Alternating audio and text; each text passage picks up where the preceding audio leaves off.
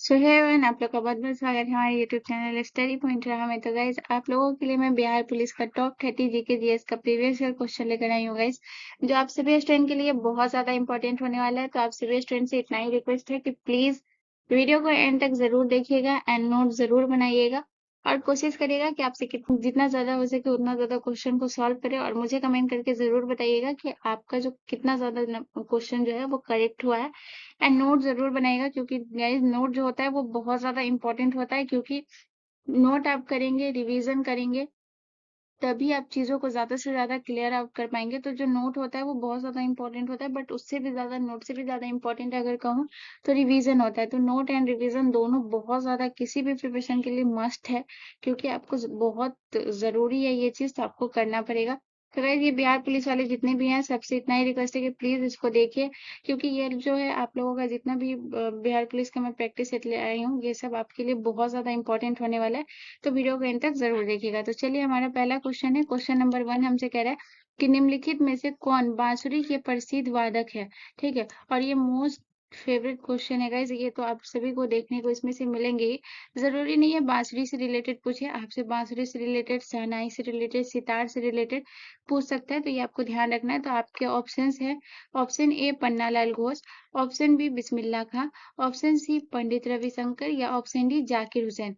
सो guys, इसका जो correct answer होगा वो होगा option number A is the correct answer.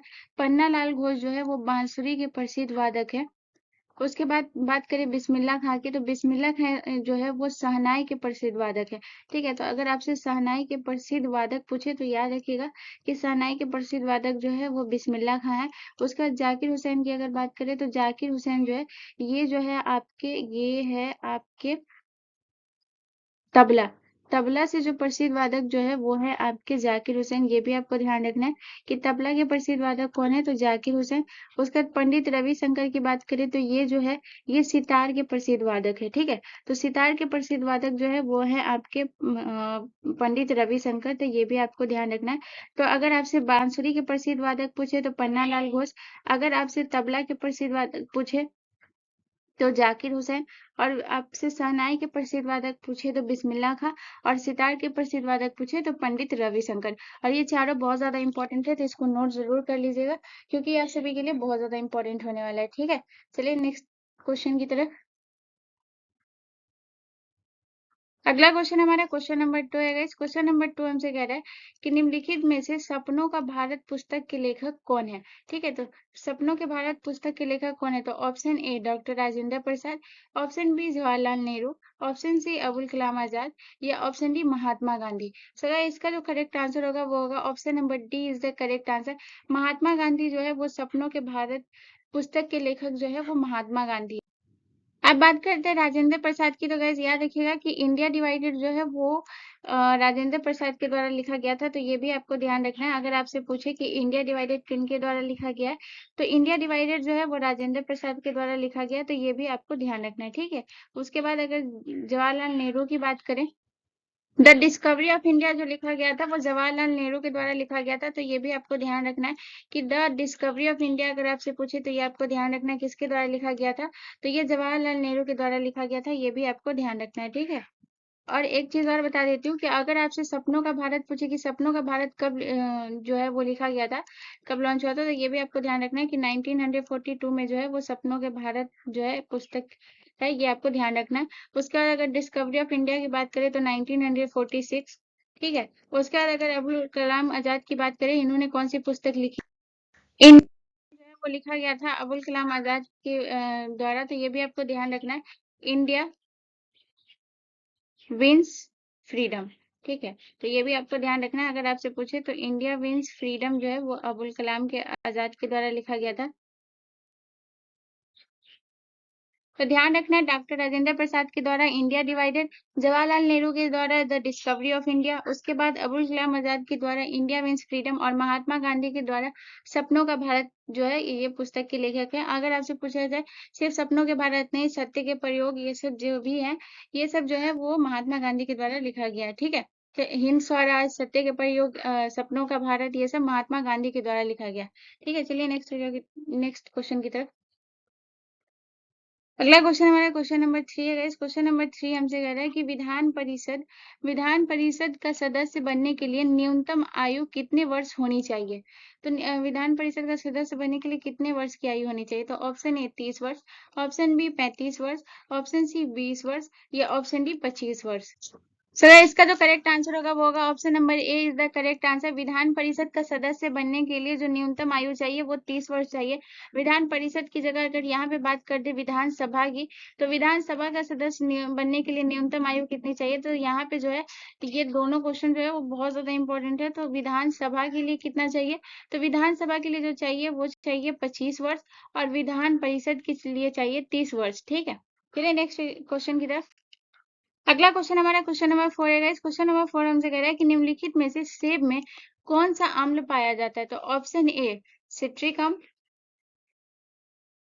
Option B मौलिक अम्ल, ऑप्शन सी नाइट्रिक अम्ल या ऑप्शन डी ऑक्जेलिक अम्ल। तो इसका जो करेक्ट आंसर होगा वो होगा option number B is the correct answer. मौलिक अम्ल जो है वो सेब में पाया जाता है। अगर बात करें सिट्रिक अम्ल की, तो संतरा में जो है वो सिट्रिक अम्ल पाया जाता है। ये भी आपको ध्यान रखना है कि संतरा में कौन सा अम्ल पाया जाता है, तो सिट्रिक अम्ल पाया जाता है। सेब में जो है वो मौलिक अम्ल पाया जाता है। मिट्टी में नाइट्रिक अम्ल पाया जाता है, तो ये हो जाएगा मिट्टी में नाइट्रिक अम्ल पाया जाता है। ये आपको ध्यान रखना है कि मिट्टी में जो है वो नाइट्रिक अम्ल पाया जाता है। संतरा में जो है वो सिट्रिक अम्ल और सेब में जो है वो मौलिक अम्ल पाया जाता है। चलिए नेक्स्ट क्वेश्चन की तरफ। अगला क्वेश्चन हमारा क्वेश्चन नंबर 5 है गाइस। क्वेश्चन नंबर 5 हमसे कह रहा है कि निम्न में से किस नृत्य का संबंध देवदासी परंपरा से। तो देवदासी परंपरा से किस नृत्य का संबंध है। तो option A Chakyar Koothu, option B Krishnattam, option C Ottan Thullal या ऑप्शन डी मोहिनी अट्टम। तो गाइस इसका जो करेक्ट आंसर है वो है option number D is the correct answer. Mohiniyattam का संबंध जो है वो देवदासी परंपरा से है। और यही मोहिनी अट्टम से जो है इसमें जो है हेमा मालिनी जो प्रसिद्ध है वो मोहिनी अट्टम से प्रसिद्ध है। तो ये भी ध्यान रखना है कि अगर आपसे पूछे कि हेमा मालिनी जो है वो किस नृत्य से संबंधित है, तो ये ध्यान रखना है कि हेमा मालिनी जो है वो मोहिनी अट्टम से संबंधित है। ये भी ध्यान रखना है, ठीक है। तो हेमा मालिनी जो है वो किससे संबंधित है, वो मोहिनी अट्टम से संबंधित है। और मोहिनी अट्टम जो है वो किस राज्य का शास्त्रीय नृत्य है। तो मोहिनी अट्टम जो है वो एक शास्त्रीय नृत्य है और किस राज्य का है, तो केरल का। केरल का जो है वो मोहिनी अट्टम शास्त्रीय नृत्य है, ये ध्यान रखना है, ठीक है। चलिए नेक्स्ट क्वेश्चन की तरफ। अगला क्वेश्चन हमारा क्वेश्चन नंबर 6 है गाइस। क्वेश्चन नंबर 6 कह रहा है कि भारतीय चीनी तकनीकी संस्थान है वो कहाँ स्थित है। तो ऑप्शन ए कटक में, ऑप्शन बी कानपुर में, ऑप्शन सी देहरादून या option D Hyderabad. So guys इसका जो करेक्ट आंसर होगा वो होगा option number B is the correct answer. Kanpur में जो है वो हमारा भारतीय चीनी तकनीकी संस्थान स्थित है। और ये कानपुर आपका कहाँ पड़ता है, तो ये भी आपको ध्यान रखना है कि ये कानपुर जो है ये उत्तर प्रदेश में पड़ता है, ठीक है। तो ये जो है आपका अगर राज्य पूछे तो उत्तर प्रदेश हो जाएगा। तो उत्तर प्रदेश के कानपुर में जो है ये आपका भारतीय चीनी तकनीकी संस्थान स्थित है। उसके बाद अगर पूछे कटक में, तो कटक में जो है वो कौन सा अनुसंधान है, तो कटक में जो है वो चावल अनुसंधान जो है वो कटक में, ये भी आपको ध्यान रखना है, ठीक है। उसके बाद अगर देहरादून की बात करें, पेट्रोलियम अनुसंधान जो है वो देहरादून में है। तो ये भी ध्यान रखना है कि पेट्रोलियम अनुसंधान अगर आपसे पूछे तो ये देहरादून में, ठीक है। कानपुर में आपका जो है वो चीनी हो गया और पेट्रोलियम अनुसंधान जो हो गया वो हो गया आपका देहरादून में, ठीक है। चलिए नेक्स्ट क्वेश्चन की तरफ। अगला क्वेश्चन हमारा क्वेश्चन नंबर 7 है गाइस। क्वेश्चन नंबर 7 कह रहा है कि बिहार के किस जिले में वाल्मीकि टाइगर रिजर्व स्थित है, ठीक है। तो बिहार में सिर्फ एक ही टाइगर रिजर्व है, ये ध्यान रखना है कि एक ही टाइगर रिजर्व है। और वो कौन है, तो वो है वाल्मीकि टाइगर रिजर्व। और पूछ रहा है कि बिहार के किस जिले में स्थित है। तो ऑप्शन ए पूर्वी चंपारण, ऑप्शन बी पश्चिमी चंपारण, ऑप्शन सी दरभंगा या ऑप्शन डी बांका। तो अगर पूछे कि वाल्मीकि टाइगर रिजर्व किस राज्य में है, तो वो बिहार राज्य हो जाएगा, क्योंकि इसमें पूछ रहा है कि बिहार के किस जिले में। क्वेश्चन इस तरीके से। तो अगर पूछे कि वाल्मीकि टाइगर रिजर्व बिहार के किस जिले में स्थित है, तो यहाँ भी लोग दो चीजों में बहुत ज्यादा कंफ्यूज हो जाते हैं, पहला पूर्वी चंपारण और पश्चिमी चंपारण। तो हमेशा याद रखिएगा वाल्मीकि टाइगर रिजर्व जो है वो वेस्ट साइड है, यानी कि पश्चिमी चंपारण में है। तो आपको ध्यान रखना है कि ऑप्शन नंबर बी जो है वो करेक्ट आंसर हो जाएगा। पश्चिमी चंपारण में जो है वो हमारा वाल्मीकि टाइगर रिजर्व है। चलिए नेक्स्ट क्वेश्चन की तरफ। अगला क्वेश्चन हमारा क्वेश्चन नंबर 8 है गाइस। क्वेश्चन नंबर 8 कर रहा है कि भारत में सोयाबीन का सर्वाधिक उत्पादन किस राज्य में होता है, ठीक है। और ये मोस्ट इंपोर्टेंट क्वेश्चन है गाइस कि सोयाबीन उत्पादन जो है वो किस राज्य में होता है सबसे ज्यादा, सर्वाधिक। तो इसका करेक्ट आंसर क्या होगा, option A Madhya Pradesh, option B Gujarat, option C Tamil Nadu या ऑप्शन सी उत्तर प्रदेश। तो गाइज इसका जो करेक्ट आंसर होगा वो होगा option number A is the correct answer. Madhya Pradesh में जो है वो सोयाबीन का सर्वाधिक उत्पादन होता है। अगर गुजरात की बात करें तो मूंगफली का सर्वाधिक उत्पादन कहाँ होता है, वो होता है गुजरात में। ठीक है, तो मूंगफली का सर्वाधिक उत्पादन जो होता है वो गुजरात में होता है। उसके बाद अगर उत्तर प्रदेश की बात करें तो उत्तर प्रदेश में जैसे गन्ना, गन्ना का उत्पादन सबसे ज्यादा कहाँ होता है, तो ये भी हमारा होता है उत्तर प्रदेश में, ये भी आपको ध्यान रखना है। उसके बाद अगर बात करें तमिलनाडु में, तो तमिलनाडु में जो है केला का उत्पादन सबसे ज्यादा होता है। तो ये भी आपको ध्यान रखना है कि केला का उत्पादन कहाँ सबसे ज्यादा होता है, तो तमिलनाडु में होता है, ये भी ध्यान रखना है। ठीक है, चलिए नेक्स्ट क्वेश्चन की तरफ। अगला क्वेश्चन हमारा क्वेश्चन नंबर 9 है गाइस। क्वेश्चन नंबर 9 कह रहा है कि निम्न में से फलों का उत्पादन किससे संबंधित है, और ये भी बहुत ज्यादा इंपॉर्टेंट प्रश्न है कि फलों का उत्पादन जो है वो किससे संबंधित है। ठीक है, तो ऑप्शन ए पोमो कल्चर से, ऑप्शन बी पीसी कल्चर से, ऑप्शन सी वीटी कल्चर से, या ऑप्शन डी हॉर्टिकल्चर से। सो गाइस इसका जो करेक्ट आंसर होगा वो होगा option number B is the correct answer. Pisciculture से जो है वो फलों का उत्पादन संबंधित है। उसके बाद बात करते हैं वीटी कल्चर, तो अंगूर के उत्पादन से जो है वो वीटी कल्चर संबंधित है। तो ये भी ध्यान रखना है कि अगर पूछे कि अंगूर के उत्पादन से कौन संबंधित है, तो ये भी ध्यान रखना है कि अंगूर के उत्पादन से जो संबंधित है वो कौन संबंधित है, तो वो वीटी कल्चर। ठीक है, तो अंगूर उत्पादन से जब भी संबंधित होगा वो हो जाएगा वीटी कल्चर, ये ध्यान रखना है। उसके बाद अगर बात करें हॉर्टिकल्चर, तो ये बागवानी, बागवानी से जो संबंधित है वो कौन है, तो बागवानी से संबंधित जो है वो हॉर्टिकल्चर है, ये भी ध्यान रखना है। ठीक है, पीसी कल्चर जो है वो आपके फलों के उत्पादन से संबंधित है, विटीकल्चर अंगूर उत्पादन से, हॉर्टिकल्चर बागवानी। चलिए नेक्स्ट क्वेश्चन की तरफ। अगला क्वेश्चन हमारा क्वेश्चन नंबर 10 है गाइस। क्वेश्चन नंबर 10 हमसे कह रहा है कि दुधवा राष्ट्रीय उद्यान एवं चंद्रप्रभा अभयारण्य किस राज्य में स्थित है। तो इसमें दो क्वेश्चन बन रहा है। पहला ये क्वेश्चन बन रहा है कि दुधवा राष्ट्रीय उद्यान किस राज्य में, और दूसरा ये बन रहा है कि चंद्रप्रभा अभयारण्य किस राज्य में। दोनों एक ही साथ में मिक्स क्यों, कि दुधवा राष्ट्रीय उद्यान और चंद्रप्रभा अभयारण्य जो है वो किस राज्य में स्थित है। तो ऑप्शन ए असम में, ऑप्शन बी उत्तर प्रदेश में, ऑप्शन सी उत्तराखंड में, या ऑप्शन डी केरल में। तो गाइस इसका जो करेक्ट आंसर होगा वो होगा option number B is the correct answer. Uttar Pradesh में जो है वो दुधवा राष्ट्रीय उद्यान है एवं चंद्रप्रभा राष्ट्रीय उद्यान है। दुधवा राष्ट्रीय उद्यान जो है वो उत्तर प्रदेश में सिर्फ एक ही राष्ट्रीय उद्यान है, और जो कि है दुधवा राष्ट्रीय उद्यान। जो मैं बिहार के बारे में बताई थी उसमें भी सिर्फ एक ही राष्ट्रीय उद्यान है, और वो है वाल्मीकि टाइगर रिजर्व, जो कि हमारा पश्चिमी चंपारण में पड़ता है। दुधवा राष्ट्रीय उद्यान जो है वो हमारा उत्तर प्रदेश में, और चंद्रप्रभा अभयारण्य भी जो है वो हमारा उत्तर प्रदेश में है। काजीरंगा राष्ट्रीय उद्यान जो है वो असम में है, ये भी ध्यान रखना है कि काजीरंगा, काजीरंगा जो है वो हमारा असम में है, ये भी आपको ध्यान रखना है। उसके बाद अगर बात करें उत्तराखंड की, तो उत्तराखंड जो है जिम कार्बोनेट, जिम कार्बोनेट जो है वो उत्तराखंड में है, तो ये भी ध्यान रखना है जिम कार्बोनेट, जिम कार्बोनेट जो है वो हमारा उत्तराखंड में, ये भी ध्यान रखना है। और असम में जो है वो काजीरंगा राष्ट्रीय उद्यान असम में। ठीक है, चलिए नेक्स्ट क्वेश्चन की तरफ। अगला क्वेश्चन हमारा क्वेश्चन नंबर 11 है गाइस। क्वेश्चन नंबर 11 कह रहा है कि निम्नलिखित में से किसने मनसबदारी प्रणाली की शुरुआत की। तो मनसबदारी प्रणाली की शुरुआत किसने की, तो ऑप्शन ए शेरशाह ने, ऑप्शन बी जहांगीर ने, ऑप्शन सी अकबर ने, या ऑप्शन डी शाहजहां ने। तो गाइस इसका जो करेक्ट आंसर होगा वो होगा option number C is the correct answer. Akbar ने जो है वो मनसबदारी प्रणाली की शुरुआत की। और अगर पूछे कि मनसबदारी प्रणाली की शुरुआत जो है वो अकबर ने कब की, तो ये भी ध्यान रखना है कि 1575 में जो है वो मनसबदारी प्रणाली की जो शुरुआत की थी वो अकबर ने की थी 1575 में। ठीक है, चलिए नेक्स्ट क्वेश्चन की तरफ।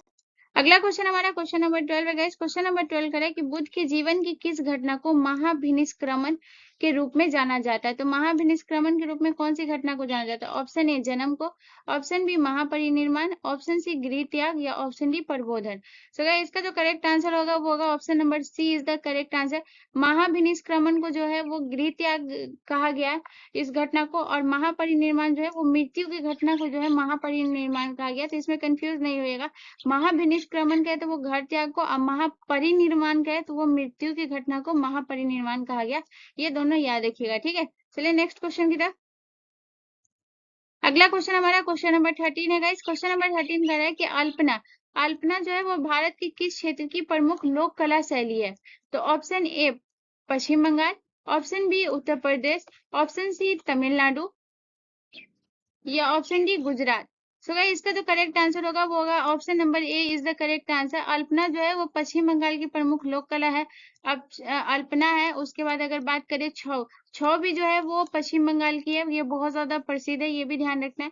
और उसके बाद अगर गुजरात की बात करें तो गुजरात में आपका डांडिया, डांडिया जो है वो गुजरात का है। उसके बाद अगर बात करें डांडिया के बाद गरबा, डांडिया, गरबा, ये सब जो है लोक कला नृत्य कहाँ की है, तो ये गुजरात की है। उत्तर प्रदेश की बात करें तो रासलीला, रासलीला जो है वो उत्तर प्रदेश की है, तो ये भी ध्यान रखना है कि रासलीला अगर पूछे तो उत्तर प्रदेश, उत्तर प्रदेश की लोक कला शैली है रासलीला। उसके बाद अगर बात करें नौटंकी, नौटंकी भी जो है वो उत्तर प्रदेश की लोक कला शैली है, तो ये भी ध्यान रखना है कि उत्तर प्रदेश की कौन है, नौटंकी। ठीक है, तो चलिए नेक्स्ट क्वेश्चन की तरफ। अगला क्वेश्चन हमारा क्वेश्चन नंबर 14 है गाइस। क्वेश्चन नंबर 14 कह रहा है कि सिखों के किस गुरु का जन्म पटना साहिब में हुआ था? तो ऑप्शन ए गुरु नानक देव का, ऑप्शन बी गुरु अर्जुन देव का, ऑप्शन सी गुरु गोविंद सिंह का, या ऑप्शन डी गुरु तेग बहादुर का। सो गाइस इसका जो करेक्ट आंसर होगा वो होगा option number C is the correct answer. Guru Gobind Singh का जो जन्म है वो पटना में हुआ था। अगर बात करें कि गुरु गोविंद सिंह का जन्म जो है वो कब हुआ था, तो 1666 ईस्वी में जो है वो गुरु गोविंद सिंह का जन्म हुआ था, ये भी आपको ध्यान रखना है। उसके बाद बात करें, ये सिखों के जो है वो 10वें गुरु थे, ये भी ध्यान रखना है कि सिखों के 10वें गुरु कौन थे, गुरु गोविंद सिंह ही थे। उसके बाद इन्होंने खालसा, खालसा पंथ की स्थापना की, ये भी आपको ध्यान रखना है कि खालसा पंथ की स्थापना किसने की, क्योंकि क्वेश्चन इस तरीके से पूछ देता है कि निम्न में से किस सिख गुरु ने खालसा पंथ की स्थापना की थी। तो खालसा पंथ की स्थापना किसने की थी, तो ये भी आपको ध्यान रखना है कि खालसा पंथ की स्थापना जो है वो गुरु गोविंद सिंह की थी, ये भी ध्यान रखना है। और इनका जन्म 1666 में हुआ था, कहाँ हुआ था, पटना में, और ये सिखों के 10वें गुरु थे। ये 4 क्वेश्चन इनसे बहुत ज्यादा इंपॉर्टेंट रहता है। चलिए नेक्स्ट क्वेश्चन की तरफ। अगला क्वेश्चन हमारा क्वेश्चन नंबर 15 है गाइस। क्वेश्चन नंबर 15 कह रहा है कि स्वामी विवेकानंद को विवेकानंद की उपाधि जो है वो किसने प्रदान की थी? और ये भी बहुत ज्यादा इंपॉर्टेंट क्वेश्चन है गाइस कि विवेकानंद की उपाधि जो है वो स्वामी विवेकानंद को किसने दी? तो ऑप्शन ए महाराजा बड़ोदरा ने, ऑप्शन बी महाराजा खेतरी ने, ऑप्शन सी रामकृष्ण परमहंस ने, या ऑप्शन डी इनमें से कोई नहीं। सो गाइस इसका जो करेक्ट आंसर होगा वो होगा option number B is the correct answer. Maharaja Khetri ने जो है वो स्वामी विवेकानंद को विवेकानंद की उपाधि दी थी। और अगर पूछे कि महाराजा खेतरी ने इनको उपाधि कब दी, ये इसकी, तो ये भी ध्यान रखना है कि महाराजा खेतरी ने जो है 1893 में जो है विवेकानंद की उपाधि दी स्वामी विवेकानंद को, ये भी ध्यान रखना है। ठीक है, चलिए नेक्स्ट क्वेश्चन की तरफ। अगला क्वेश्चन हमारा क्वेश्चन नंबर 16 है गाइस। क्वेश्चन नंबर 16 कह रहा है कि भाखड़ा नांगल परियोजना किस नदी पर अवस्थित है? तो ऑप्शन ए व्यास नदी पर, ऑप्शन बी रावी नदी पर, ऑप्शन सी सतलज नदी पर, या ऑप्शन डी चंबल नदी पर। सो गाइस इसका जो करेक्ट आंसर होगा वो होगा option number C is the correct answer. Sutlej नदी पर जो है वो भाखड़ा नांगल परियोजना जो है वो अवस्थित है, ये आपको ध्यान रखना। चलिए नेक्स्ट क्वेश्चन की तरफ।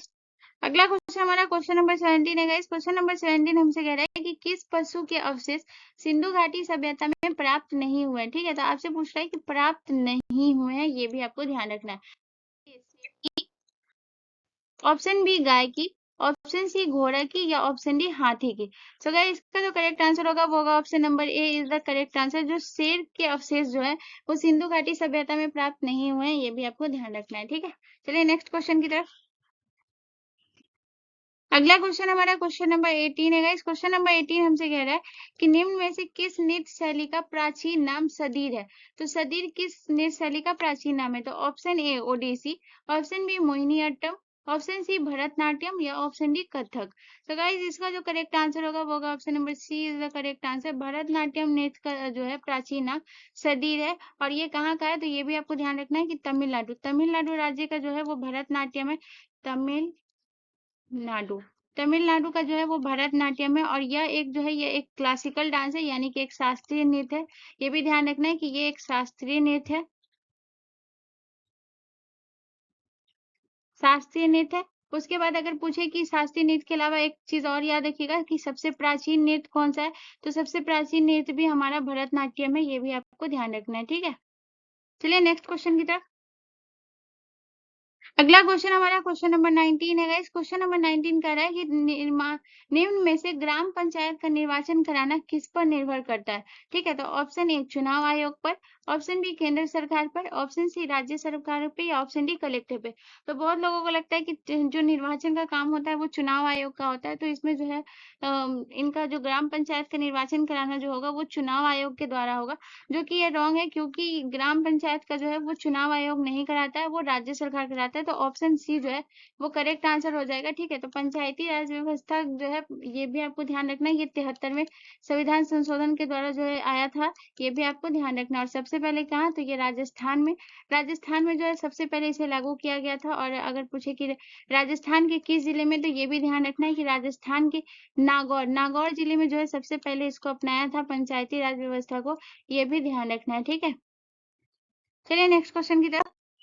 अगला क्वेश्चन हमारा क्वेश्चन नंबर 20 है गाइस। क्वेश्चन नंबर 20 कह रहा है कि भारत में सही मायने में स्थानीय स्वशासन का जनक किसे माना जाता है। ठीक है, और ये बहुत ज्यादा इंपॉर्टेंट प्रश्न है गाइस कि स्थानीय शासन का जनक जो है वो किसे माना जाता है। तो ऑप्शन ए लॉर्ड मेयो को, ऑप्शन बी लॉर्ड कर्जन को, ऑप्शन सी लॉर्ड रिपन को, या ऑप्शन डी लॉर्ड क्लाइव को। सो इसका जो करेक्ट आंसर होगा वो होगा option number C is the correct answer. Lord Ripon को जो है वो स्थानीय स्वशासन का जनक माना जाता है, और इसे एक बहुत अच्छा जो है वो शासक माना जाता था लॉर्ड रिपन को। ये भी ध्यान रखना है कि सबसे अच्छा शासक किसे माना जाता था, तो लॉर्ड रिपन को माना जाता था, ये ध्यान रखना है। ठीक है, चलिए नेक्स्ट क्वेश्चन की तरफ। अगला क्वेश्चन हमारा क्वेश्चन नंबर 21 है गाइस। क्वेश्चन नंबर 21 कह रहा है कि पंचायत स्तर पर राज्य सरकार का प्रतिनिधित्व जो है वो कौन करता है। तो ऑप्शन ए ग्राम मुखिया, ऑप्शन बी पंचायत सेवक, या ऑप्शन सी पंचायत समिति, या ऑप्शन डी सरपंच। तो पंचायत स्तर पर जो राज्य सरकार का प्रतिनिधित्व करेगा वो करेंगे पंचायत सेवक। तो ऑप्शन बी जो है वो करेक्ट आंसर हो जाएगा। मुखिया नहीं करेगा, ये ध्यान रखिएगा, पंचायत सेवक करेंगे राज्य सरकार का प्रतिनिधित्व, ये ध्यान रखना है। ठीक है, चलिए नेक्स्ट क्वेश्चन की तरफ। अगला क्वेश्चन हमारा क्वेश्चन नंबर 22 है गाइस। क्वेश्चन नंबर 22 कह रहा है कि इनमें कौन जो है वो सुमेलित नहीं है। तो आपके ऑप्शन है सिपकिला दर्रा, और आपसे बोला है कि सिपकिला दर्रा जो है वो हिमाचल प्रदेश में है, नाथुला दर्रा जो है वो सिक्किम में है, जलेपला दर्रा जो है वो सिक्किम में है, या जोजिला दर्रा जो है वो सिक्किम में। इसमें से कौन जो है वो सही नहीं है, कौन सा दर्रा और राज्य का जो मिलन है वो सही नहीं है। तो इसमें मैंने जानबूझ के नाथुला दर्रा, जलेपला दर्रा और जोजिला दर्रा डाला है, ताकि देखती हूँ कि लोग इसमें कितना करेक्ट कर पाते हैं। तो बहुत लोग इसमें कंफ्यूज होंगे, और इसका आंसर हमें जरूर कमेंट में करिएगा कि आप लोगों से आप कितने स्टूडेंट ऐसे हैं जो इनका आंसर सही दिए हैं। तो याद रखिएगा गाइस कि जो जोजिला दर्रा है वो सिक्किम में नहीं है, ये गलत है। आपके जो सिपकिला दर्रा है वो हिमाचल प्रदेश में, नाथुला दर्रा जो है वो सिक्किम में, जलेपला दर्रा जो है वो भी सिक्किम में, लेकिन जो जोजिला दर्रा है वो सिक्किम में नहीं। ये सिक्किम में नहीं होकर आपके कहाँ है, ये भी ध्यान रखिएगा। अगर आपसे पूछे कि जोजिला दर्रा जो है वो कहाँ है, तो ये याद रखिएगा कि जम्मू कश्मीर में जो है वो हमारा जो है जोजिला दर्रा है, जम्मू कश्मीर में। ठीक है, ये ध्यान रखिएगा कि जम्मू कश्मीर में जो है ये हमारा जोजिला दर्रा है। ठीक है, चलिए नेक्स्ट क्वेश्चन की तरफ।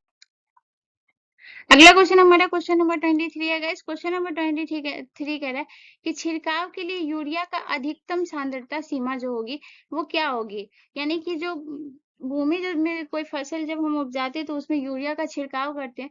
तो आपसे क्वेश्चन कर रहा है कि अधिकतम सांद्रता सीमा जो है वो कितनी है। तो option A 8%, option B 4%, option C 6%, या ऑप्शन डी कोई सीमा नहीं है। यानी कि अगर इसमें जो ऑप्शन डी को देखेंगे कोई सीमा नहीं है। अगर यूरिया की जो है कोई भी चीज की एक लिमिट होती है, लिमिट से ज्यादा अगर हम कोई भी चीज करेंगे गाइस तो वो खराबी हो जाती है। अगर आप यूरिया जो है बहुत ज्यादा डाल देंगे तो वो आपकी फसल को जला देती है। तो यूरिया जो है वो इसकी जो कोई सीमा नहीं है। ऑप्शन डी तो और ऐसे भी करेक्ट नहीं होगा। तो बताइए कि यूरिया की अधिकतम सांद्रता सीमा कितनी है। तो गाइस याद रखिएगा 6%। ठीक है, 6% जो है इसकी सांद्रता सीमा है, तो ये ध्यान रखिएगा। ऑप्शन नंबर सी जो है वो हमारा करेक्ट आंसर हो जाएगा। ठीक है, तो नेक्स्ट क्वेश्चन की तरफ। अगला क्वेश्चन हमारा क्वेश्चन नंबर 24 है गाइस। क्वेश्चन नंबर 24 कह रहा है कि जेट स्ट्रीम जो है वो किस वायुमंडल परत में बहता है। तो बताइए, सबसे बहुत ज्यादा विवेक क्वेश्चन है गाइस। तो बताइए कि जेट स्ट्रीम जो है वो किस वायुमंडल परत में बहता है।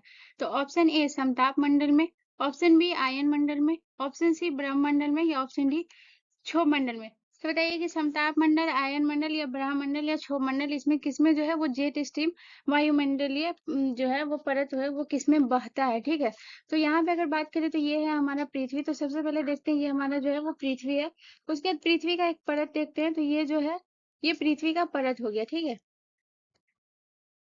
तो इसमें एक एक करके जो है वो पृथ्वी का परत है। तो यहाँ पे आप देख सकते हैं, सबसे पहले जो है ये हमारा क्षोभ मंडल, क्षोभ मंडल के बाद है ये है हमारा समताप मंडल, फिर है हमारा ब्रह्मंडल, आयन मंडल, इस तरीके से जो है ये मंडल है। तो उसके बाद अगर बात करें एक-एक परत की, तो जो क्षोभ मंडल जो है, वो पृथ्वी का जो क्षोभ मंडल है, इसमें मौसम से संबंधित जितनी भी घटना होती है, वो क्षोभ मंडल में होती है।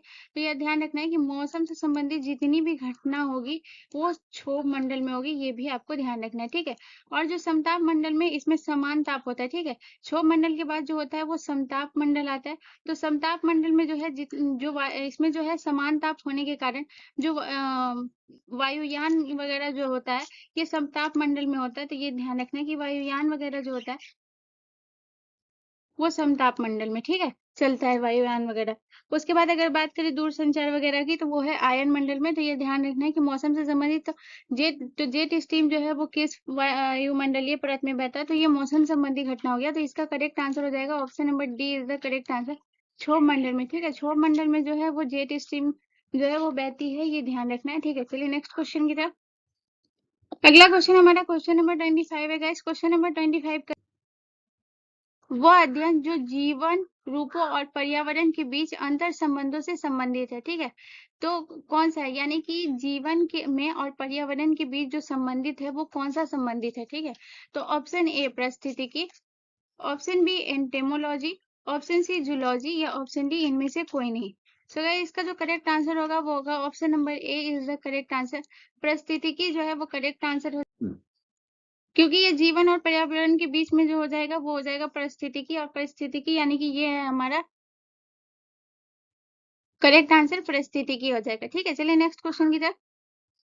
अगला क्वेश्चन हमारा क्वेश्चन नंबर 26 है गाइस। क्वेश्चन नंबर 26 कह रहा है कि इनमें से कौन सा दर्रा श्रीनगर तथा गिलगित को जोड़ता है? तो श्रीनगर और गिलगित को कौन सा दर्रा जोड़ता है? तो ऑप्शन ए बुर्जिल दर्रा, ऑप्शन बी काराकोरम दर्रा, ऑप्शन सी जोजिला दर्रा या ऑप्शन डी बनियाल दर्रा। तो ये जितने भी दर्रा है, ये सब आपके जम्मू कश्मीर में, ये आपको ध्यान रखना है। ये जितने भी दर्रा जो है, वो सब आपके जम्मू कश्मीर में। लेकिन आपसे क्वेश्चन ये पूछ रहा है कि ये जो है श्रीनगर और गिलगित को जो जोड़ता है, वो कौन सा दर्रा जोड़ता है? तो ऑप्शन नंबर बी जो है, वो करेक्ट आंसर हो जाएगा। काराकोरम दर्रा जो है, वो श्रीनगर तथा गिलगित को जोड़ता है, ये आपको ध्यान में रखना है, ठीक है? चलिए नेक्स्ट क्वेश्चन की तरफ। अगला क्वेश्चन हमारा क्वेश्चन नंबर 27 है गाइस। क्वेश्चन नंबर 27 कह रहा है कि विजयनगर का प्रथम शासक कौन था जिसने पुर्तगालियों के साथ संधि की थी? तो option A Bukka, option B Harihar, option C Krishnadevaraya या option D Devaraya. So guys, इसका जो करेक्ट आंसर होगा, वो हो जाएगा option number C is the correct answer, Krishnadevaraya. पुर्तगालियों के साथ जो संधि की थी, वो कृष्णदेवराय की थी। अगर पूछ दे कि कृष्णदेवराय जो है, वो किसके समकालीन थे, तो ये भी याद रखिएगा कि बाबर के समकालीन थे कृष्णदेवराय, ठीक है? तो किसके समकालीन थे? तो बाबर के समकालीन कौन थे? तो कृष्णदेवराय थे। ये भी आपको ध्यान रखना है, ठीक है? बाबर के समकालीन।